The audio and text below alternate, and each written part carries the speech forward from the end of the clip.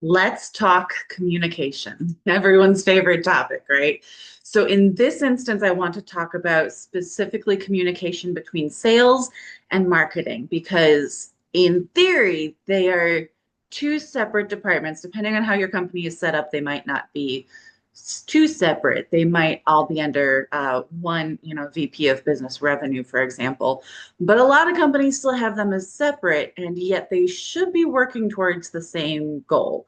So because they're separate, they're kept separate. They use their own communication channels. They have their own people they report to. They have their own data they're looking at, and they're not talking to each other. And that makes it really hard to achieve the same goal if you're not talking to each other.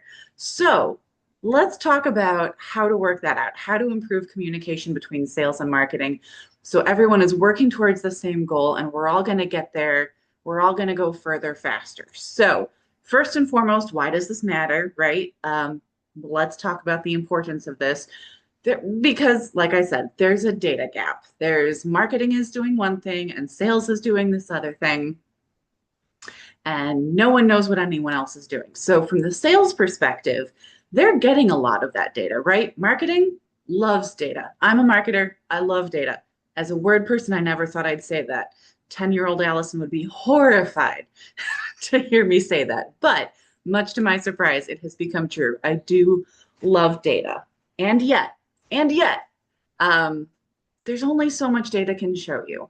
For example, you can get the third party keyword research tools that tell you what the general public is doing. But is your specific audience looking for that, or are they looking for something different? You're never really going to know unless you actually talk to people. Any marketer worth their salt will tell you, yes, the data from those tools is great. Yes, you should use them and leverage them. But there's nothing that beats talking to real live prospects and clients. Guess who does that all day long?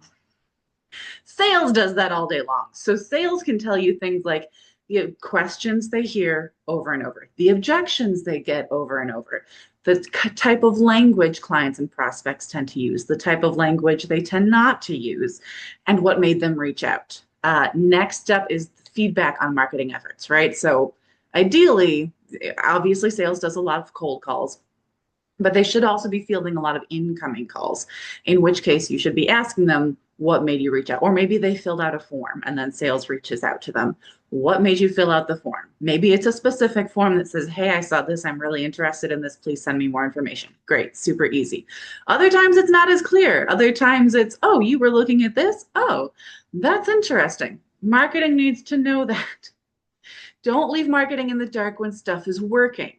Because if they create something on a fluke or because someone from leadership said, hey, this is a new initiative, let's put more time and effort into it. And they go, okay, we have a blog post on it, we're done now, right?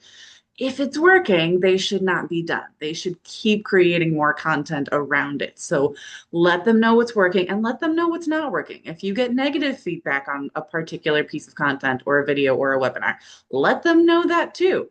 They cannot get better at their jobs if they don't have both positive and negative feedback. Next up, what can marketing do for sales? Again, data.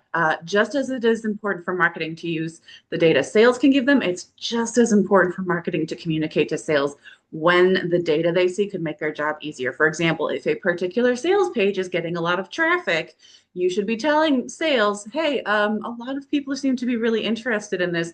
Maybe you should bring this up more on sales calls if it's relevant. Obviously, if it's completely out of left field and they're interested in a completely different service, don't bring it up. But if there's possible synergy, let people know. Similarly, if they notice that marketing might notice on a website that people who view one sales page are more likely to visit a particular second sales page, let sales know that too. Say, hey, maybe we should bundle these. Maybe if someone is interested in one, let them know about the other because there's a lot of synergy between these two services. Let them know that. And then content. Content can play such an important role in the sales process, and it is so often overlooked. So, like I said, sales can tell you those questions that they get over and over and the objections they get over and over.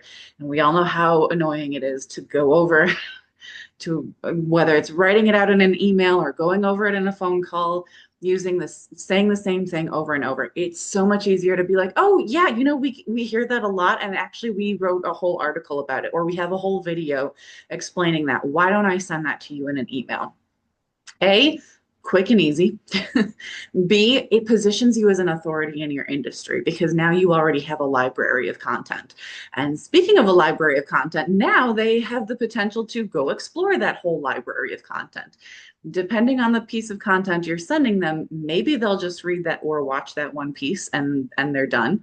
Maybe they'll take that call to action, or they might take the opportunity to explore more pieces like it in your library of content, which is super valuable for, again, positioning you as an authority in your industry. Even if they just see that you have this library of content, that in and of itself positions you as an authority. And that really helps to build trust with them. That is going to make them go, oh, they really know what they're doing and they care enough to create all this content to explain it to me.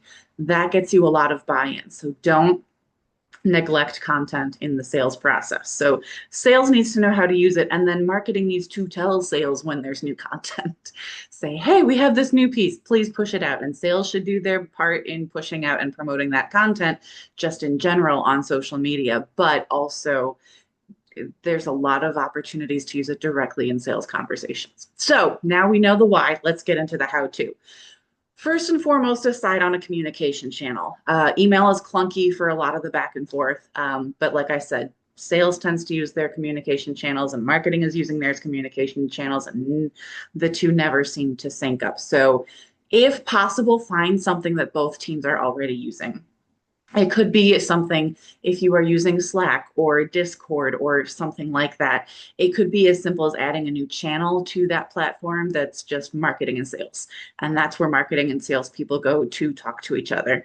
If you need to add a new, that is ideal, using something they're already using, because again, there's the old saying that the best tool is the one that you actually use. And that is as true of communication tools as of any other tool. So ideally, if there's some crossover, leverage that.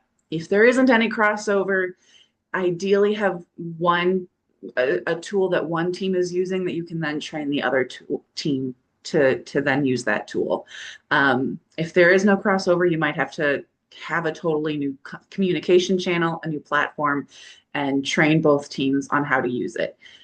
The problem is it's not just training, it's developing it into a habit. And this can take anywhere from a few weeks to a couple of months, depending on the habit, especially when you take into consideration the fact that it's a work habit and they're doing it on work days and they're not doing it on weekends and holidays or when they're on vacation. So it's going to take a little more time and effort to work that into to build it into a habit as something they regularly check. One way, you might have to be a little micromanagerial for a little bit. I know no one likes a micromanager, but you might have to embrace your micromanagerial tendencies a little bit just until it becomes a habit, just for a month or two, until you're sure that everyone regularly checks this channel habitually, at least once a day. Another way to get around this, so that you don't have to micromanage, is to make sure that they set up their new account so that they get emailed every time they get a new message in that channel.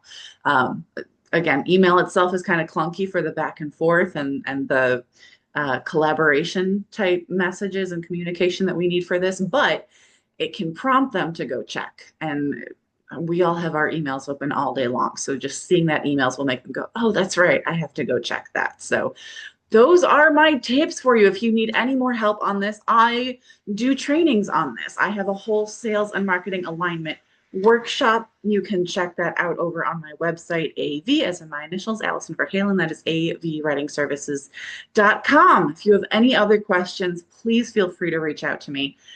You can do so, again, over at my website. You can do so at info@avwritingservices.com, and you can leave me a message here on the YouTubes. Thank you so much. Have a great week and happy blogging, everyone.